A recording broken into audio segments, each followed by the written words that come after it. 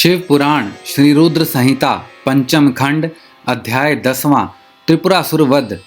सनत कुमार जी बोले, जब युद्ध की सामग्रियों को साथ में लेकर भगवान सदाशिव अपने दिव्य रथ में बैठकर आकाश मार्ग से उन त्रिपुरों के निकट पहुंच गए, तब उन्होंने उन त्रिपुरों का उनके स्वामियों के साथ विनाश करने के लिए रथ के शीर्ष स्थान पर चढ़कर अपने परम दिव्य धनुष पर प्रत्यंचा चढ़ाई, परंतु उनका बाण धनुष से नहीं निकला और वे उस समय उस स्थान पर स्थित हो गए।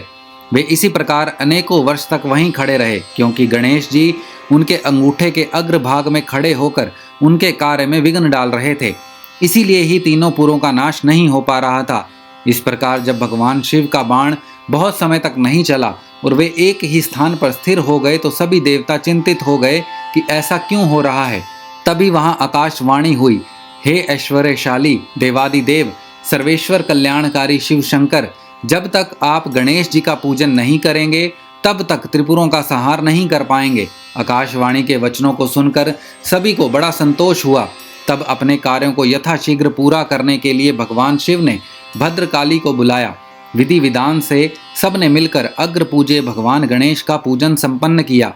पूजन संपन्न होते ही विघ्न विनाशक गणपति प्रसन्न होकर उनके मार्ग से हट गए और उन्होंने कार्य में आने वाले सभी विघ्नों को दूर कर दिया। उनके हटते ही भगवान शिव को तारकाक्ष, कमलाक्ष और विद्युन्माली के तीनों नगर सामने नजर आने लगे। तीनों पर काल वश शीघ्र ही एकता को प्राप्त हुए, अर्थात मिल गए। ब्रह्मा जी द्वारा प्रदान किए गए वरदान के अनुसार उनके अंत का यही समय था जब त्रिपुर आपस में मिल जाएं। त्रिपुरों को मिला देख सभी देवता बहुत प्रसन्न हुए। वे प्रसन्न होकर भगवान शिव की जय जयकार के नारे लगाने लगे। तब ब्रह्मा और विष्णु जी ने महेश्वर से कहा कि हे देवादिदेव, तारकासुर के इन तीनों दैत्य पुत्रों के वध का समय आ गया है। तभी ये तीनों पुर मिलकर परस्पर एक हो गए हैं। इनसे पहले कि ये तीनों पुर फिर से अलग हो जाएं, आप इन्हें भस्म कर दीजिए और हमारे कार्य को पूर्ण कीजिए। तब भगवान शिव ने ब्रह्मा जी और श्रीहरि की प्रार्थना स्वीकार करके अपने दिव्य धनुष पर पाशुपतास्त्र नामक बाण चढ़ाया। उस समय अभिजीत मुहूर्त था। विशाल धनुष की टंकार से पूरा ब्रह्मांड गूंज उठा। तब भगवान शिव ने तारकाक्ष, कमलाक्ष और विद्युन्माली को ललकार कर उन पर करोड़ों सूर्य के समान प्रकाशमान पशुपतास्त्र छोड़ दिया। उस बाण की नोक पर स्वयं अग्निदेव विराजमान थे। उन विष्णुमय अग्नि बाणों ने त्रिपुरवासियों को दुग्ध कर दिया, जिससे देखते ही देखते वे तीनों पुर एक ही साथ समुद्रों से घिरी भूमि पर गिर पड़े।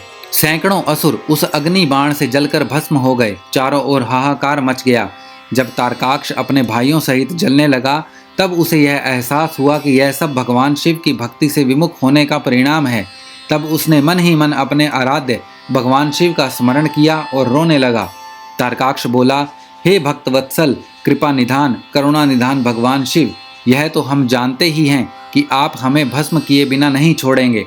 फिर भी प्रभु, हम आपकी कृपा चाहते हैं, अतः आप हम पर प्रसन्न होइए। भगवान, जो मृत्यु असुरों के लिए दुर्लभ है वह हमें आपकी कृपा से प्राप्त हुई है।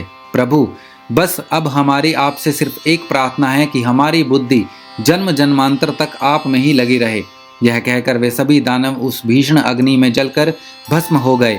भगवान शिव की आज्ञा से उन पुरों के बालक, वृद्ध स्त्रियां, पुरुष, पेड़ पौधे आदि सभी जीव जंतु भी अग्नि की भेंट चढ़ गए।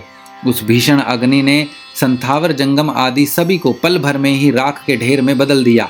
पाशुपतास्त्र से प्रज्वलित अग्नि में सभी जलकर भस्म हो गए, परंतु भगवान शिव का भक्त मैं नामक दैत्य, जो असुरों का विश्वकर्मा था, जो देवों का विरोधी भी नहीं था, भगवान शिव के तेज से सुरक्षित बच गया।